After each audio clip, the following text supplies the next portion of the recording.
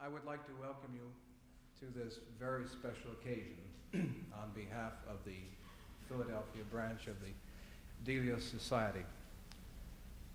Some 30 years ago, when I was a student in high school in western New York State, I remember listening avidly to a daily program of recordings from a station in Ithaca, New York.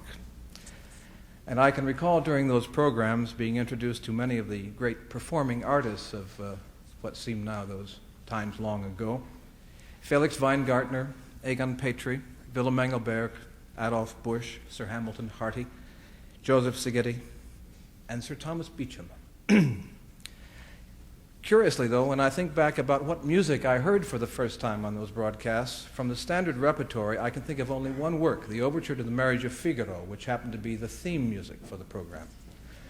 I don't remember what else I heard except a group of works whose titles were for me. Just the titles were and still are absolute magic.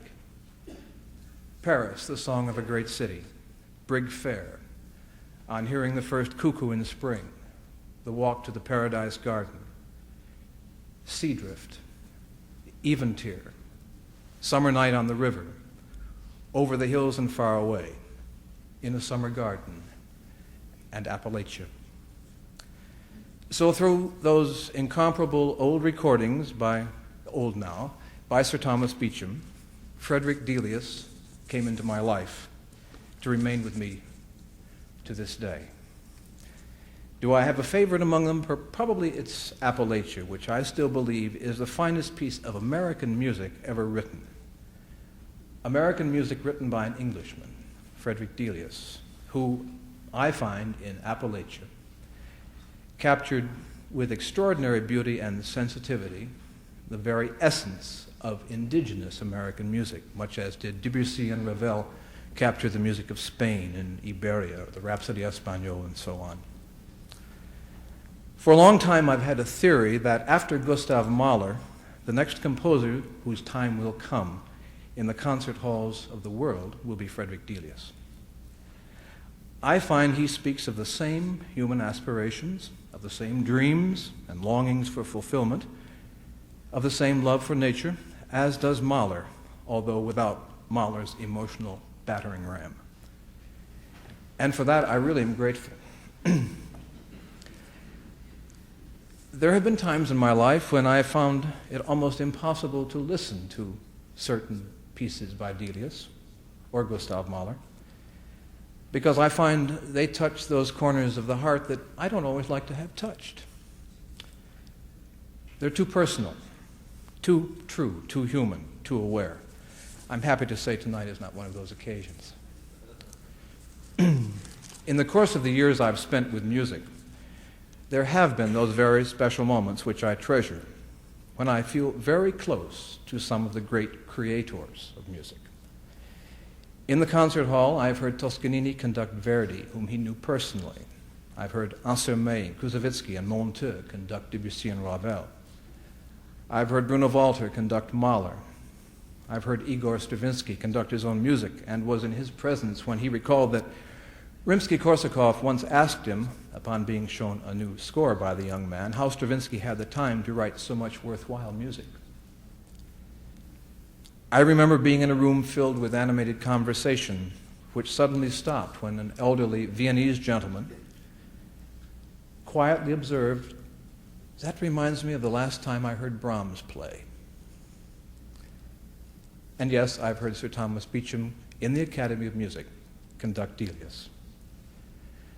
And so tonight, to that group of unforgettable life experiences, I'm adding one more very special moment as I stand on the same platform with Eric Fenby. As we know, he was, as an artist, closer than anyone else to what most of us feel is one of music's most sensitive, creative spirits. And it's a great honor and privilege for me now to introduce to you Mr. Eric Fenby.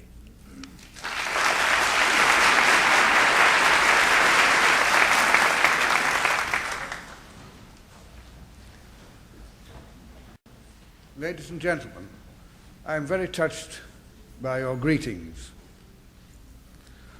Let me tell you something of my recollections of the very singular character whom it was my privilege to serve in music, Frederick Delius.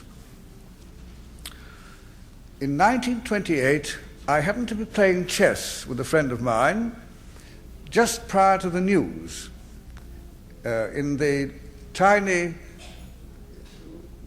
Yorkshire town in which I was born, Scarborough, about 300 miles away from London to the north. It was really, in a sense, an outpost of music, yet there was plenty of music there, both in winter and in summer. A very fine professional orchestra used to come in that leading spar, and this place was the focus of some of the finest orchestral talent during the summer months.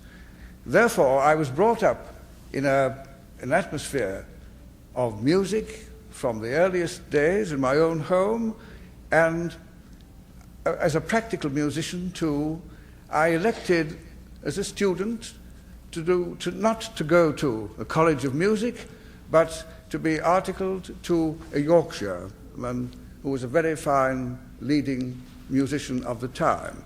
And therefore, each day of the week, I would be out either rehearsing a choral society or taking an amateur orchestra, and in that way I learnt my job by doing. And it seemed very, very strange that all this was to prepare me for this quite incredible experience in which I found myself as a young man just turned 20. As I say, I was listening to an announcement of the news, pausing in the game of chess, when I heard a musical texture such as I'd never heard before, and it pierced me to the heart. And afterwards I heard the announcer say, "You have just been hearing the first Cuckoo in Spring by Frederick Delius, conducted by Sir Thomas Beecham, a piece we are to hear later in this program."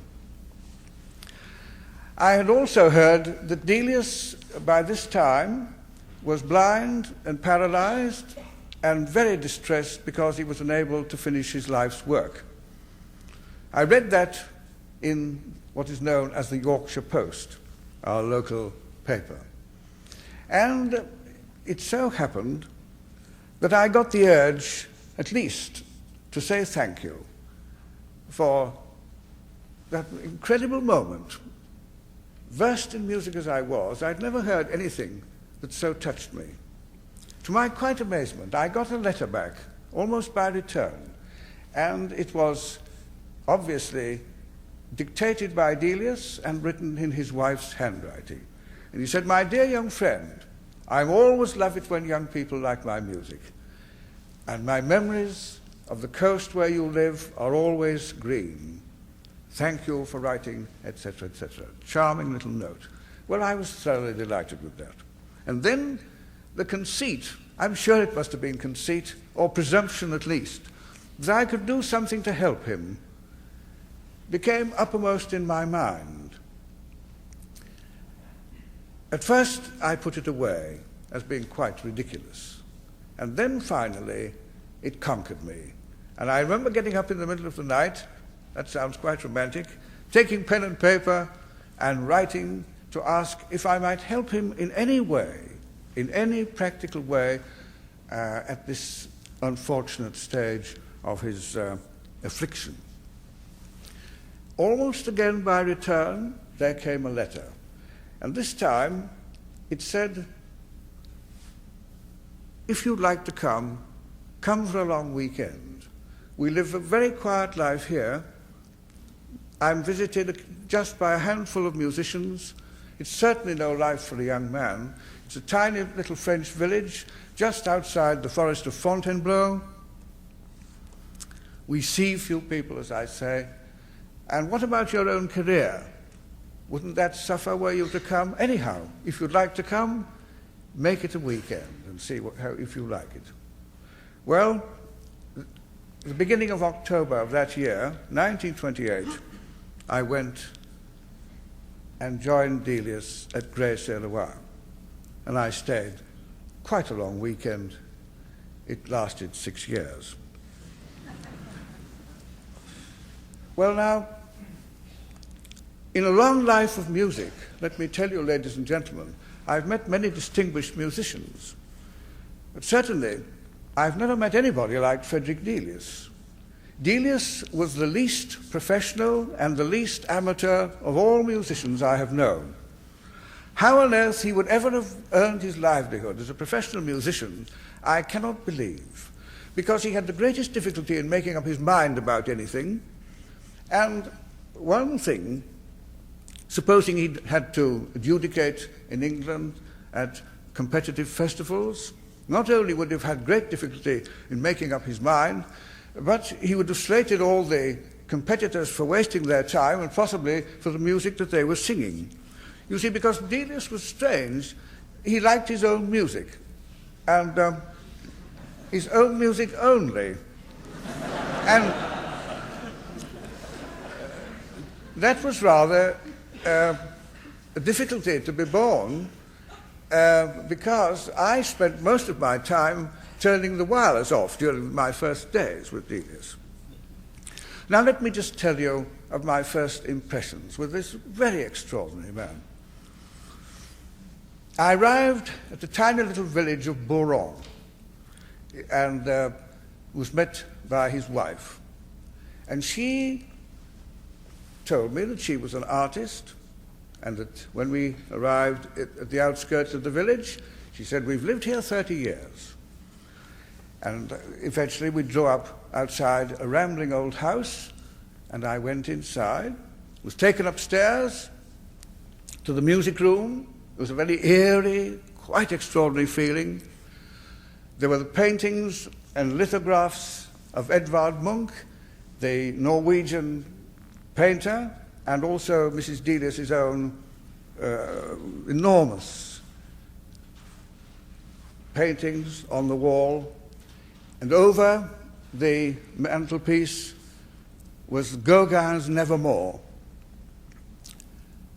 which Delius had bought from Gauguin for £20. I didn't know it indeed at the time, but that marvelous picture was really Delius's most treasured possession. And in fact, apparently, as he told me later, after the First World War, when things were rather tight, because most of his music had been placed in German publishers who had gone bankrupt and resold. He was involved in litigation for several years and had to sell this painting for about £5,000. Mind you, £20 to Gauguin was certainly like £1,000 in those days, because poor Gauguin couldn't even get rid of his paintings for the price of a meal. Mrs. Delius told me how she had first met her husband, and she said that once when she was in her apartment in Paris as a girl, where she'd gone to study painting with her mother, she looked through the window, and there, clattering down the street, was Gauguin with a tall and elegant Englishman. And the interesting thing was that they met at a party. She said that she sang songs by Grieg, with whom Delius was very friendly at the time. Some of the songs you will be hearing later tonight. They're very early songs. Her performance was received in silence, and she thought that was all that she would ever hear of him. Well, by a most extraordinary streak of luck, she, as was the custom of the time, used to paint in the country, and she went down to a little village called Grez-sur-Loing, outside the forest of Fontainebleau, where she painted in a beautiful garden. And Delius was then writing his third opera, Coanger, and this work was causing him great trouble, because he had tried, he told me, to write his own librettos for his first two operas, Magic Fountain and Ermeline, and been most unsuccessful, wasted a lot of music, and he'd gone over to a village nearby, Bjorn, to see an English writer who was living there. This man, Keeler, happened to say, "Oh, there's a friend of yours over at Grez-sur-Loing." And Delius went over and met this girl, Jelka, and she then told him of this lovely garden that she was allowed to paint in. They went up to the garden, and Delius said, "Oh, wonderful, this place. I could work here. Marvelous. I could work here." But then was off to Paris. Well, by some extraordinary intuition, best known to the ladies, Jelka decided to buy that house, thinking that he would come back. But the next thing, Delius went off to Florida for his second visit, and turned up about 7 or 8 months later, and he said he was coming down for a weekend, and he stayed for the rest of his life.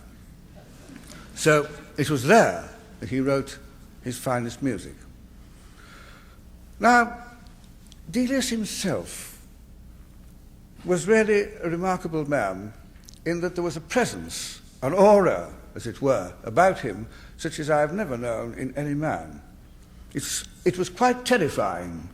And I have known visitors who would pause at the door and just daren't come any further. It was quite a shock to me when that door was opened and I heard a voice say, "Come in, Fenby." Very grave voice. And I went and approached this man, sitting there like a Roman cardinal, all in white, a rug thrown over his legs, a great screen round him. And I approached him, and he offered a bony hand like this. He said, "Fenby, it's wonderful of you to come to help me."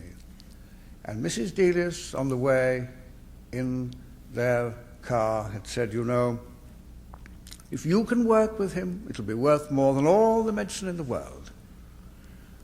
If it only get him going again on his music."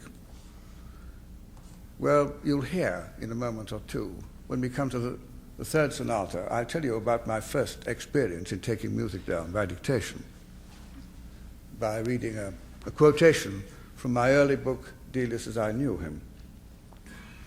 But the problem was that he didn't know anything about me, and he wanted to see what I could do. So he said to me, "Look, up on my desk you'll find the last work that I did before I lost my sight and I couldn't hold my pen. Now I want you to take that work, tell me exactly what you think of it." Well, I was appalled, absolutely appalled, because I looked at it and it might have been written by a student in the style of Delius. And I thought, well, I'd better pack my bag, because I quite saw that if I said what I really thought about it, I shouldn't remain very long in that household. So Mrs. Delius fortified me. She said, "Now, look, you must keep faith. I've every faith in you. I don't really know. I'm not really a musician, but I believe in you, and you're the only musician who comes here. We're absolutely alone. And Fred has never worked for 6 years and just been sitting around. And most of the day we just spend it reading aloud. Hour after hour we read every book that we can lay our hands on, and in many languages too." And I soon found I was introduced to this business of reading by the hour. Well, the great day came, and Delius was slung over the shoulder of the brooder, who was a German nurse from a religious confraternity. And I think they must have said that down at Grey was a sort of purgatory where we send all the chaps who really get into mischief, because we had the most extraordinary collection of these gentlemen to live with us. And they were really quite brutal. They used to just lift him up and sling him over and then take him upstairs, plonk him down in a chair beside me, and then, of course, the work began. And I began to play this piece and began to criticize it. Well, my first derogatory remark well, I thought he would have a seizure. Anyhow, he said, "Stop." I thought, here we are. Pack my bag, it's finished. But no, he said, "All right, you write a piece on it. You take my music, extend it for a bit. Take your time. I'll come up in about a month." And so there was no talk. And needless to say, Delius never discussed music. I was there, 6 years? I don't think we talked music for more than a quarter of an hour in the whole of that 6 years. No discussion on music at all. Nobody would have thought he was a musician, any more than, of course, Elgar, although Elgar would talk occasionally about music, but Delius never at all. We talked about painting, litterateurs, writers. They were the people who were interested in him. But he was not a bit interested in musicians at all. He said, "Oh, the boring lot. They always talk about technique, technique, technique. I'm not interested in that sort of thing. I made my own technique for what I want to do. That's all. And you just want enough, and you don't want too much, as in life. Just enough technique to live well, and there we are." And so this was Delius. So this was indeed a very unusual background, of course, for a young musician. Well, the day came, and Delius again was carried up to the music room, and I began. And I didn't get more than about 3 bars. And he said, "Stop!" And then again I thought, well, here goes. Bags. No, not a bit. He said, "Fenby, you're gifted. I can work with you. Jolly good thing you never went to a musical academy and that you're self-taught. Fine. You stay here, my boy, and we'll work." So that is how I began with Delius. Well, it so happened that Sir Thomas Beecham had decided to give a great festival of Delius's music, which would go on for several weeks in October of the following year. And he wanted to know whether there were any unfinished novelties for soloists and orchestra. And I managed to find 2. These 2 works were finished. But Delius was by no means sure that he could go on and dictate, because the problems of dictating music, orchestral music, were very, very great, because Delius didn't make a sketch and then orchestrate it afterwards. He always wrote everything down in score, and even with me, I always was told, get the biggest score paper, then he would call out all the instruments, and we would start away. And if we got to bar 19, all that part would be quite ready for the copyist. And he always worked like that, you see. He was completely intuitive. There was no intellect at all. He absolutely derided the intellect. Intellect in music, oh, no place for it. And the moment the intuition failed, he didn't bring in the intellect to help him out. No, he would put the work away and then take up something else. And so it started that I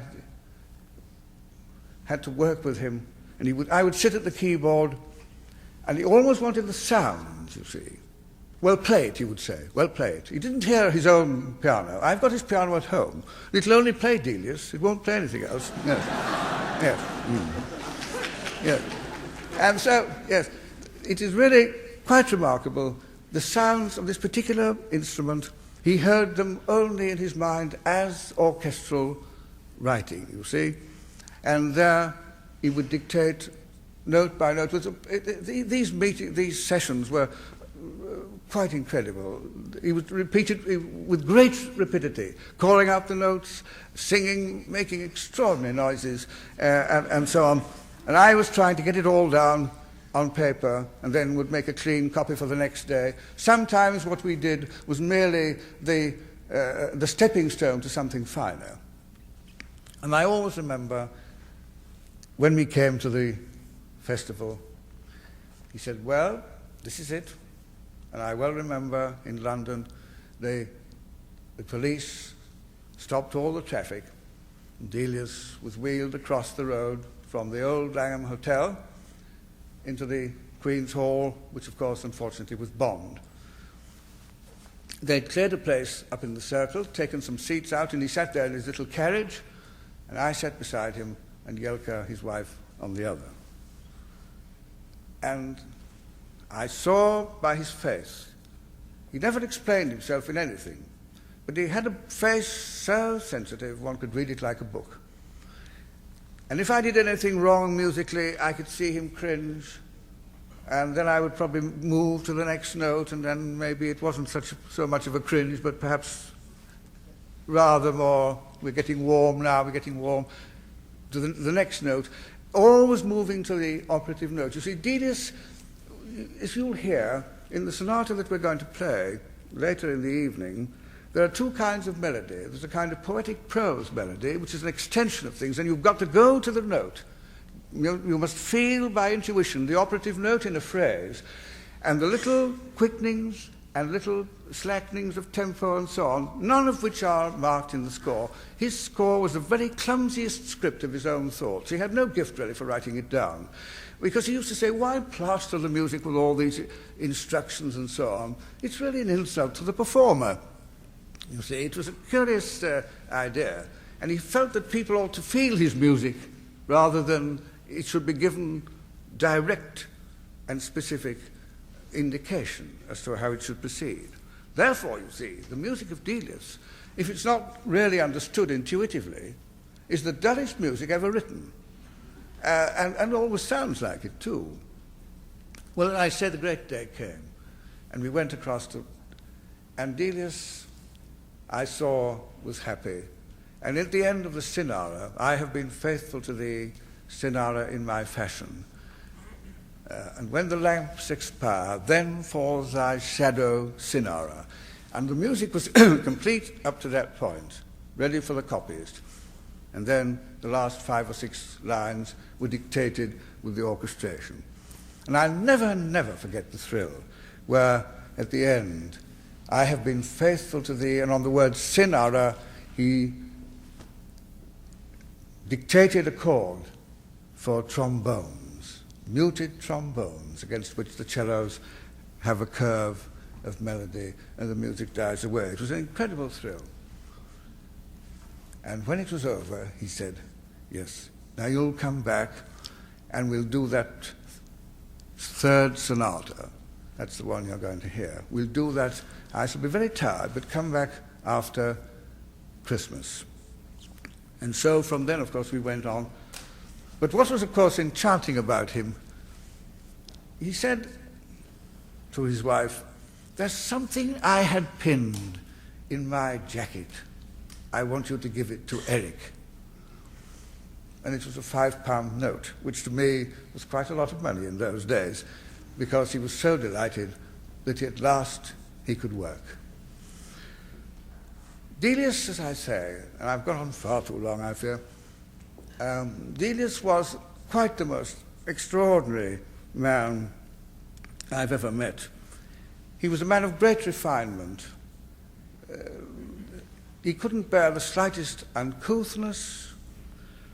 He was a great gourmet. He loved the pleasures of the table.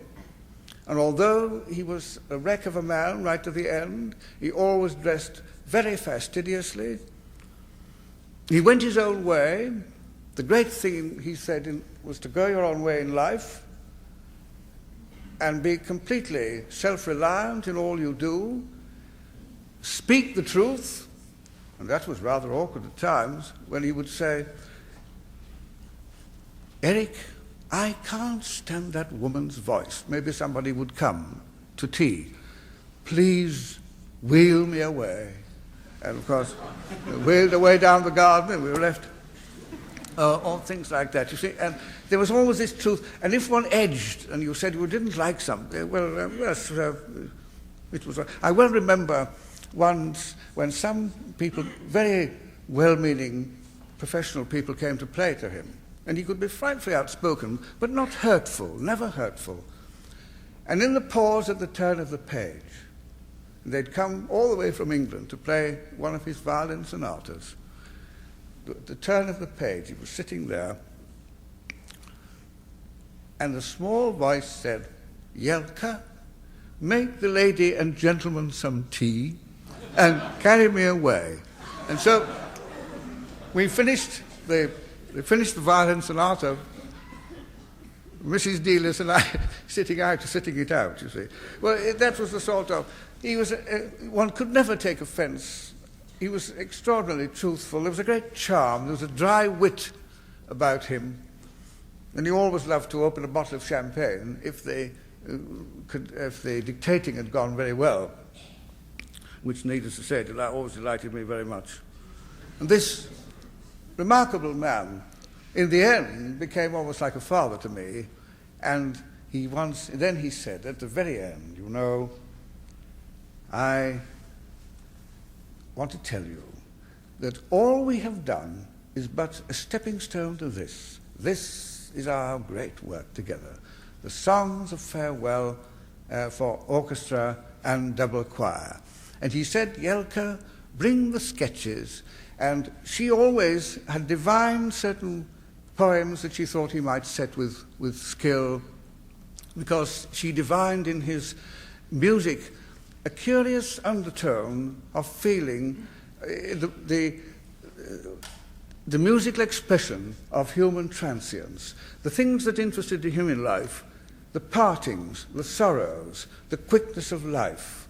Death the reaper comes even before the corn is ripe, sometimes. And life is so speedy, so it's gone. We don't know why we're here. We don't know where we're going. It was perhaps a very, very negative attitude to life, but that was his. The great thing is to face death with great courage, in which he did. Never once in his frightful afflictions did I ever hear him complain. He said, "I've seen everything, I've done everything that is worthwhile, but we have got this one thing to do, this songs of farewell." And the packet was opened, and I thought there'd be pages of score, just so many bars here and there. And there were a few phrases on the back of old bill heads that he had when he could walk in Norway. Two great influences in his life, in the great nature music that he loved so much. Your American scene here in the south, and the hills of Norway, where for many years throughout his life he had a cottage. He would always lie fallow in the summertime and work at the other parts of the year.